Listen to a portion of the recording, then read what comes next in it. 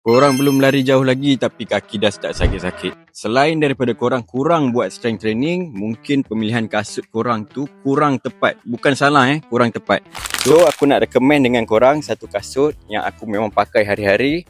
Aku selalu lari pakai kasut ni. Kasut X-Step 2000km 5.0. Jadi kalau kau setakat kau nak buat daily training, kau nak buat easy run, kau nak buat long run, kasut ni memang sedap. Dia memang tapau habis lah kasut-kasut lain. Sebab apa? Cushioning dia tebal. Dia ada TPU plate untuk bagi stability masa korang tengah lari.